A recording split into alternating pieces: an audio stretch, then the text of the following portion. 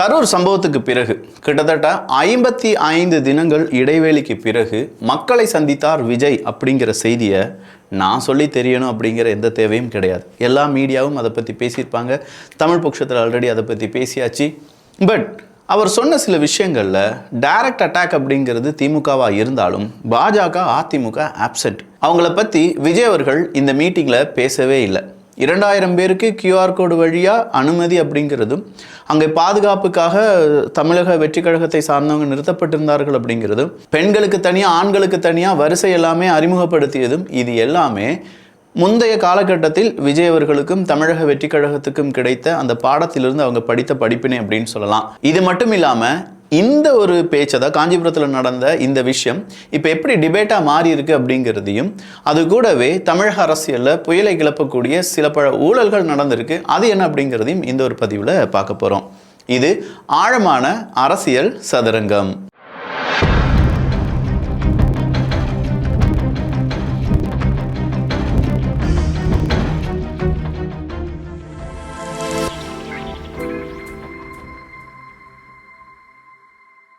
வெளியில் நான் சந்திக்கிறேன், இப்போதைக்கு அனுமதி கிடைக்காம இருக்குது, கூடிய விரைவில் சந்திக்கிறேன் அப்படின்னு சொல்லியிருந்தாங்க. ஸோ வெளியில் சந்திக்கிறேன், இல்லாட்டி கூடிய சீக்கிரம் சந்திக்கிறேன், எங்களுக்கு அனுமதி மறுக்கப்படுகிறது அப்படின்னு சொல்லும்போது வேறு வழியே இல்லாமல் மாற்று யோசனைகளில் நாங்கள் யோசித்து சில முடிவுகளை எடுத்திருக்கிறோம் அப்படின்னு சொல்லி தான் சிடிஆர் நிர்மல்குமார் அவர்கள் கூறியிருந்தார்கள். அப்போது இவங்க என்னெல்லாம் செய்ய போகிறாங்க அப்படிங்கிறத இப்போ இருந்து ஒரு ஒரு ஒரு தூரமாக கொஞ்சம் யோசிச்சு பாருங்களேன். இவங்க இந்த மாதிரி க்ளோஸ்டு டோர் மீட்டிங் அப்படிங்கிறது அதிகமாக போட போகிறாங்க. இப்போ காஞ்சிபுரத்தில் நடந்தது 2000 பேர் ஒரு இண்டோர் ஸ்டேடியத்துக்குள்ளே இதெல்லாம் நடந்துச்சுன்னு வச்சுக்கோங்களேன். அப்போ இதற்கு போலீஸ் ப்ரொடெக்ஷன் வேணுமா அப்படின்னு கேட்டால் ரொம்ப ரொம்ப ரொம்ப கம்மியான போலீஸ் ப்ரொடெக்ஷன், அதே நேரத்தில் அனுமதி அப்படிங்கிறது சீக்கிரம் கிடச்சிரும். ஆனால் வெளியில் எல்லாரும் பார்க்குற மாதிரியான ஒரு கூட்டத்தை விஜய் அவர்கள் கூட்டும்போது கண்டிப்பாக அதற்கான அனுமதி அப்படிங்கிறது பலவிதமான ரெஸ்ட்ரிக்ஷன்ஸுக்கு உள்ளாக்கப்படுகிறது. ஸோ குட்டி குட்டியாக இந்த மாதிரி இன்டோர் மீட்டிங் அப்படிங்கிறத அதிகப்படுத்த போகிறாங்க. இன்டோர் மீட்டிங் அதிகப்படுத்த போகிறாங்க அப்படின்னு சொல்கிறத விட விஜய் அவர்களுடைய இன்னொரு ஸ்பீச் 2 தடவை அதை சொல்லிட்டார். நாங்கள் இன்னும் அடிக்கவே ஆரம்பிக்கலை அப்படிங்கிறது தான். அது மட்டும் இல்லாமல் இன்னைக்கு தமிழக வெற்றி கழகத்தினுடைய தேர்தல் வாக்குறுதியினுடைய ஒரு ட்ரைலர்னு சொல்ல முடியாது, ஒரு டீசரை வெளியில் விட்டுட்டார். ஸோ சினிமா பாணியிலேயே அவரை பார்க்க போனால் ஒரு டீசர், அதாவது ஒரு படம் எப்படி இருக்க போகுது அப்படிங்கிறதுக்கான குட்டி விஷயம் சொல்லுவோம்ல டீசர்னு சொல்லி, அதே மாதிரி இன்னைக்கு அவங்களுடைய தேர்தல் வாக்குறுதி எப்படி இருக்க போகுது அப்படிங்கிறதுக்கான டீசர். எல்லோருக்கும் சொந்தமாக ஒரு வீடு, 2 சக்கர வாகனம், ஒரு குடும்பத்தில் ஒரு நபருக்கு நிரந்தர வேலை அப்படிங்கிறது, குடும்பத்தில் எல்லாருமே டிகிரி படித்திருக்க வேண்டும் அப்படிங்கிறதும், இதே மாதிரியான சில விஷயங்கள் சொன்னார் பார்த்தீங்களா. இது எல்லாத்தையுமே தமிழ் பட்சத்தில் பேசினதுனால தான் அது அதிகமாக பேசலை, ரிப்பீட் வேண்டாமே அப்படிங்கிறதுனால.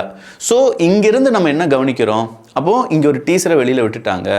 உடனடியாக ஷர்மிளா மாதிரியான திமுகவினுடைய ஆதரவாளர்கள் இதை எப்படி சொல்கிறாங்கன்னா, இவர் நம்பிக்கை விதைக்கவில்லை, இவர் கனவுகளை விற்பனை செய்கிறார் அப்படின்னு சொல்லி சொல்கிறார். நாம் என்ன கேட்குறோன்னா, இவர் கனவை விற்பனை செய்கிறார் அப்படின்னே நீங்கள் வச்சுக்கோங்க. நம்ம இருக்கக்கூடிய கட்சி திமுக கட்சி இதே மாதிரியான கனவுகளை விற்பனை செய்யவே இல்லையா அப்படிங்கிற கேள்வியை கேட்குறோம். ஏன்னா நீங்கள் விமர்சனம் பண்ணும்போது தாவேக்காவை சார்ந்தவர்களும் உங்களை விமர்சனம் பண்ணுவாங்க. அப்படி விமர்சனம் பண்ணும்போது தேவையில்லாமல் திமுகவுக்கு ஒரு பெரிய நெகட்டிவ் சைடை ஏற்படுத்தி கொடுப்பது இந்த மாதிரியான நபர்கள் தான்.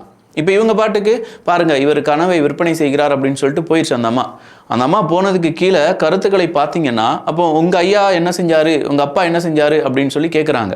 அப்படி கேட்கும்போது கீழே அவங்க அப்பா என்னப்பா இப்படிலாம் செஞ்சுட்டு இருந்தாருப்பா அப்படின்னு சொல்லி, அப்பான்னு சொல்கிறதே சிஎம் ஸ்டாலின் அவர்களை தான். இந்த மாதிரி நீட்டு ரத்து அப்படின்னு சொன்னாங்களே, மது விலக்கு அப்படின்னு சொன்னாங்களே, இதெல்லாம் என்ன ஆச்சு? அப்போ இதெல்லாம் கனவு தானே, இதை மட்டும் எங்கள் மனசில் விதைக்கிறதுக்கு நீங்கள் விட்டுருவீங்க. ஆனால் விஜய் அவர்கள் பேசினா மட்டும் பொங்குவீங்களா? நீங்கள் பொங்குறதையும் பொங்கலையும் உள்ள வச்சுக்கோங்க அப்படின்னு சொல்லி, அதாவது உங்கள் கட்சிக்குள்ளேயே வச்சுக்கோங்க அப்படின்னு சொல்லி அவங்க அதுக்கான விமர்சனத்தை கொடுக்குறாங்க. ஸோ இது ஒரு காரசாரமான விவாதமாக மாறுது. அடுத்ததாக டிவி டிபேட் ஷோலலாம் இப்போ அண்டா மாதிரியான நபர்களை மக்களை புறம் தள்ள ஆரம்பிச்சிட்டாங்க. அண்டா மாதிரியான நபர்கள் பேசும்போது, இவர் என்னப்பா பத்திரிகையாளர்னு சொல்லி சும்மா கேவலமாக உட்காந்துருக்காரு, அவர் திமுகவினுடைய ஆதரவாளர்னு சொல்ல வேண்டியதானே, அந்த தைரியம் கூட இல்லாமல் இவங்க மக்களுக்காக பேசுகிறதா நம்மளை நம்ப வைக்கிறாங்க. இந்த குரல்களும் அதிகமாக ஒலிக்க ஆரம்பித்து விட்டது. அதிகமான நபர்கள், அது சின்னவங்களாக இருக்கட்டும் பெரியவங்களாக இருக்கட்டும், இப்போ டிவியெல்லாம் பார்க்குறத விட அதிகமாக யூடியூப்பில் இருக்கக்கூடிய சில நபர்களுடைய வீடியோக்கள் இது அதிகமாக பார்க்குறாங்க. இப்படி பார்ப்பதனால் யார் நல்லவங்க யார் கெட்டவங்க அப்படிங்கிறத அவங்களே சொல்ல வேண்டாம். இல்லை அவங்க ரிசர்ச்சும் பண்ண வேண்டாம், 4-5 வீடியோ பார்க்கும்போதே இவங்களுக்கு தெரிஞ்சிருது, மக்களுக்கு புரிஞ்சிருது, என்னையா இதெல்லாம் மீடியாவில் வரமாட்டுக்கு, இவன் பேசுகிறானே, இவன் பேசுறது உண்மையா பொய்யா அப்படிங்கிறத அவங்க தேடுறாங்க. அவங்க தேடுறதுக்கு முன்னாடி ரெக்கமெண்டேஷனில் வேற ஒரு வீடியோ வந்துடுது, கரெக்டாக அவங்க தேடுறதுக்கு பதில் கிடைச்சிருது. ஸோ இந்த ரெக்கமெண்டேஷன் அல்கோரிதம் இங்கே இருக்கக்கூடிய அரசியல்வாதிகளுக்கு பெரிய ஆப்பாக மாறிட்டு இருக்கு. இங்கே ஏளனம் செய்த நபர்களும், இங்கே ட்ரோல் மெட்டீரியலாக தாவேக்காவை பார்த்த நபர்களும் இன்னைக்கு விஜய் பேசிய அந்த பேச்சை மிரண்டு பார்த்திருக்கிறார்கள் அப்படிங்கிறத ஊடகங்கள் விமர்சிக்கிறார்கள்.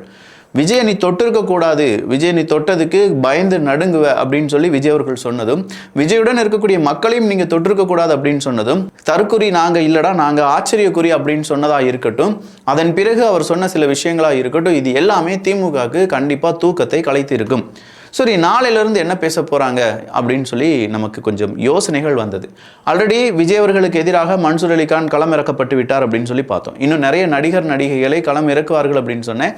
அதுல முக்கியமான ஒரு காமெடி ஒருத்தர் இருக்கார், அவர் தான் கருணாஸ் அப்படிங்கிறவர்.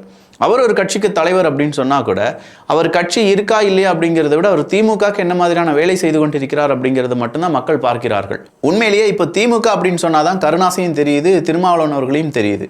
மீதம் இருக்கும் அவங்களுடைய கட்சி, அவங்க ஒரு தலைவர்கள் அப்படிங்கிறதெல்லாம் மக்கள் மறந்துட்டாங்க. அவங்க யாருப்பா? திமுக காரங்கப்பா, அவ்வளோதான். அவர் யாருப்பா? அவர் திமுக காரருப்பா, இவ்வளோதான் மக்களுக்கு தெரியுது.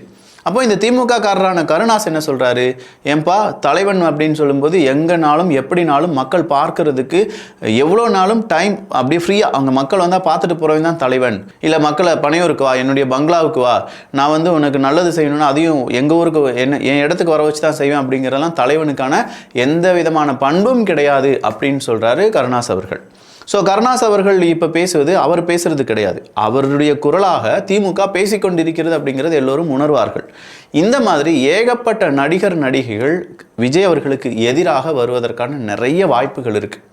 இன்னொரு பக்கம் இருக்கு, விஜய் அவர்களுக்கு எதிராக இத்தனை நடிகர் நடிகைகள் கிளம்பும் போது விஜய் அவர்களுக்கு ஆதரவாக யாரும் வரமாட்டாங்களா விக்கி அப்படின்னு கேட்டால், நல்ல தைரியம் இருக்கிறவங்க, உண்மையிலேயே மக்களுக்காக ஏதாவது சொல்லணும்னு நினைக்கிறவங்க, அதீத தீவிர விஜய் பற்றாளர்கள் கண்டிப்பாக விஜய்க்கு ஆதரவாக வருவதற்கான வாய்ப்புகள் ரொம்பவே இருக்கு. அதுவும் ஏன்னா திமுக அப்படின்னு சொல்லும்போது, இந்த திமுக ஆட்சிக்கு வந்தாலே சினிமா அவங்களுடைய கண்ட்ரோலுக்கு போயிடும், இந்த மாதிரி ஏகப்பட்ட மாஃபியாக்கள் அவங்களுடைய கண்ட்ரோலுக்கு போயிடுவாங்க, நிலம் இல்லாட்டி கனிம வளம் தண்ணீர் அவங்களுடைய கண்ட்ரோலுக்கு போயிடும், இது எல்லாமே சொல்லக்கூடிய நபர்கள் இருக்காங்க.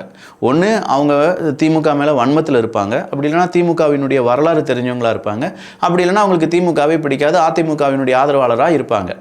எது எப்படி இருந்தாலும் இப்போ திமுக இருக்கிறதுனால கண்டிப்பாக இந்த ரெட் ஜெயண்ட் அப்படிங்கிற அந்த நிறுவனமாக இருக்கட்டும், அவங்களுடைய இன்ஃப்ளூயன்ஸ் அதிகமாக சினிமா வட்டாரங்களில் இருந்துட்டு இருக்கு. ஸோ அதில் ஃபெயிலியர் ஆனவங்க, அதன் வழியாக அதன் காரணமாக ரொம்ப பெரிய இழப்பை சந்தித்தவர்கள், அதனால் வாழ்க்கையை தொலைத்தவர்கள் கண்டிப்பாக விஜய் அவர்களுக்கு ஆதரவாக மாறுவதற்கான வாய்ப்புகளும் இருக்குது. அதில் சின்னத்திரை நடிகர்கள் நடிகைகள் வருவதற்கான வாய்ப்புகளும் அதிகமாக இருக்கின்றன. அப்போ இது கண்டிப்பாக எப்படி திமுகக்கு ஆதரவாக ஒரு பட்டாளம் ரெடி ஆகுதோ, அதே மாதிரி தாவேக்காக்கு ஆதரவாகவும் ஒரு பட்டாளம் ரெடி ஆகுது அப்படிங்கிற ஒரு கேம் மாதிரி, எதிருக்கு எதிர் புதிருக்கு புதிர் அப்படிங்கிறது தான். ஸோ இந்த இடத்துல இரண்டே கட்சிக்கு எதிராகத்தான் இந்த தேர்தல். ஒன்று தாவேக்கா, இன்னொன்று திமுக அப்படின்னு சொன்னதை இன்னைக்கு மறுபடியும் சொன்னாங்க.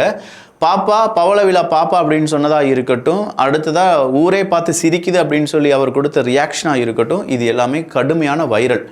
முதலமைச்சரின் பதில் என்ன அப்படிங்கிறத இப்போது எடப்பாடி பழனிசாமி அவர்கள் ஒரு விஷயத்தில் கேட்டிருக்காரு. விழுப்புரம் அருகே பெண்ணை மிரட்டி 6 மாதமாக பாலியல் வன்கொடுமை செய்த திமுக நிர்வாகி. திமுக ஒன்றிய செயலாளர் மீதான பாலியல் வன்கொடுமை புகாரை சுட்டிக்காட்டி இபிஎஸ் கண்டனம். திமுகவினிடம் இருந்தே பெண்களை காக்க வேண்டிய அவல நிலைக்கு முதலமைச்சரின் பதில் என்ன என கேள்வி. திமுகவினுடைய ஒன்றிய செயலாளர், அவங்களுக்கு ஹஸ்பண்ட் கிடையாது, ஏதோ ஒரு தேவைக்காக அவங்கள்ட்ட போய் பார்க்குறாங்க. அந்த திமுக ஒன்றிய செயலாளரை பார்த்தபோது அவங்கள மிரட்டி பாலியல் வன்கொடுமை செய்து அதை வீடியோவாக எடுத்து மறுபடியும் நீ என்னுடைய இச்சைக்கு இருக்க வேண்டும் அப்படின்னு சொல்லி 6 மாதமாக அந்த பெண்ணை போட்டு துன்பப்படுத்தி இப்படின்னு சொல்லி அந்த பெண்ணை நேற்று பேட்டி கொடுத்தாங்க. அந்த பெண்ணினுடைய பேட்டி எல்லாமே ஊடகத்தில் இருக்குது.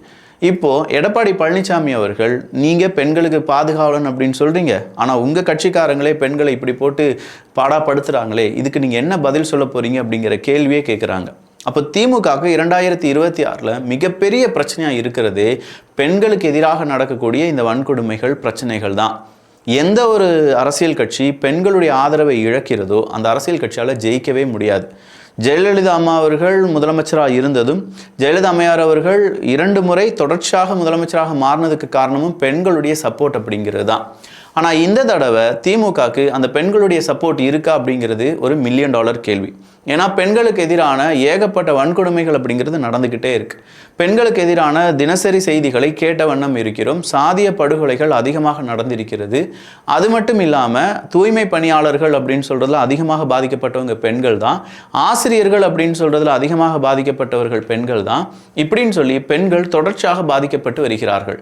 தாலிக்கு தங்கம் இல்லைன்னு சொன்னதிலிருந்து ஏகப்பட்ட இந்த ஸ்கீம்ஸ்ல இருந்து, அதே மாதிரி எல்லாருக்கும் 1000 ரூபாய், பெண்கள் எல்லாருக்கும் 1000 ரூபான்னு சொன்னாங்க. தகுதி வாய்ந்த பெண்கள் அப்படின்னு சொல்லி இடையில ஒரு தகுதியை சொருகுனாங்கல்ல, அந்த தகுதியை சொருகுனதுனால அங்கேயும் பாதிக்கப்பட்டது யார் தான் அப்படின்னு பார்த்தீங்கன்னா பெண்கள் தான். அப்போ எப்படி ஒரு போராட்டம் அப்படின்னு வந்துச்சுன்னா மாணவர்களுடைய சக்தி அபரிவிதமானதோ, அதே மாதிரி எதிர்ப்பு அப்படின்னு சொல்லி வரும்போது பெண்களுடைய சக்தி அப்படிங்கிறது அபரிவிதமானது. பெண்கள் ஒரு கட்சியை எதிர்க்க ஆரம்பிச்சிட்டாங்க, பெண்கள் ஒரு கட்சியை நம்பவில்லை, பெண்கள் ஒரு கட்சிக்கு எதிராக இருக்கிறார்கள் என்றால் அந்த கட்சி கொஞ்சம் சூசகமா அரசியல் விளையாட்டை விளையாட வேண்டும். இது நேரா திமுகவுக்கு நம்ம கொடுக்கக்கூடிய எச்சரிக்கை தான். இன்னும் ஒரு 4 மாதங்கள் இருக்கா, 3 மாதங்கள் இருக்கா, பெண்களுக்கு நிறைய ஸ்கீம்ஸ் அப்படிங்கிறத நீங்க அவைல் பண்ணி தான் ஆகணும். பெண்களுடைய ஓட்டை நீங்க எப்படியாவது கேப்சர் பண்றதுக்கு ட்ரை பண்ணணும். பெண்களுடைய ஓட்டை கேப்சர் பண்ணுறதுக்கு கனிமொழி அக்கா மாதிரியான நபர்களால் தான் முடியும். பட் இப்போ கனிமொழி அவர்களையே பெண்கள் நம்புவாங்களான்னு கேட்டால் இல்லை. ஏன்னா அந்த அக்காவினுடைய ஸ்டாண்டு டபுள் ஸ்டாண்ட் அப்படின்னு சொல்லலாம். ஒன்று, அதிமுகவினுடைய பீரியடில் இல்லை இளம் விதவைகள் தமிழ்நாட்டில் அதிகமாக இருக்காங்க அப்படின்னு சொன்னாங்க. எங்கள் அண்ணன், எங்கள் அப்பா, இவங்க எல்லாருமே என்ன சொன்னாங்க? மதுவிலக்குன்னு சொன்னாங்க. திமுக ஆட்சிக்கு வந்த உடனே மதுவிலக்கு உருவாகும் அப்படின்னு சொல்லி மக்களுக்கு சத்தியம் கொடுத்ததும் யார் தான் கேட்டிங்கன்னா இதே கனிமொழி அக்கா அவர்கள் தான். அதே கனிமொழி அக்கா அவர்களால் இப்போது மதுவிலக்கு அப்படிங்கிறத கொண்டு வர முடியலை. ஏகப்பட்ட மதுவால் ஏற்படக்கூடிய பிரச்சனைகளில் பாதிக்கப்படுவதும் பெண்கள் தான். ஸோ இந்த சைடும் பெண்கள் கனிமொழி அக்கா அவர்களுக்கு ஆதரவாக திரும்புவார்களா அப்படின்னு கேட்டால் அதுவும் பெரிய ஒரு டவுட்டில் வந்து நிற்கிது. அப்போ பெண்களுடைய ஓட்டு இந்த முறை திமுகவுக்கு இல்லையா என்கிற கேள்வி உங்கள் மனசுலையும் இருக்கா அப்படிங்கிற உங்களுடைய பதில் இங்கே வரவேற்கப்படுகின்றன.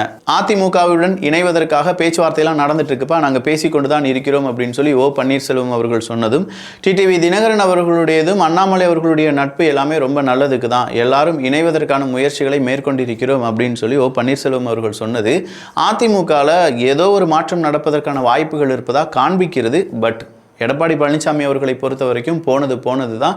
தொங்கு சதைகள் வெட்டி வீசப்பட்டு விட்டன, கலைகள் புடுங்கப்பட்டு விட்டன அப்படின்னு சொல்லி அவர் எப்போதுமே சொல்லி கொண்டிருக்கிறார். பார்க்கலாம் என்ன நடக்குது அப்படின்னு சொல்லி. ஸோ ஓவராலாக ரொம்ப யோசிக்க வேண்டிய சில விஷயங்களை, குறிப்பாக பெண்களுக்கு எதிராக ஒரு அரசியல் கட்சி அப்படின்னு சொல்கிற ஒரு பிம்பத்தை இப்போது திமுக அடைந்திருக்கிறது. அதிலிருந்து திமுக எப்படி விடுதலை ஆகிறது அப்படிங்கிறதெல்லாம் பார்ப்பதற்கான ஒரு பதிவாக இந்த பதிவு இருக்குது. உங்கள் ஊரில் உங்கள் நண்பன், உங்களுடைய உறவுகள் யாராவது திமுக சார்ந்தவங்க இருந்தாங்கன்னா இந்த வீடியோவை அனுப்பி இது நடக்குதா இல்லையா அப்படிங்கிறத நீங்களே தெளிவுபடுத்திக்கோங்க. நல்லதை பகிர்ந்து நல்ல சமுதாயத்தை உருவாக்குவோம். நன்றி, வணக்கம்.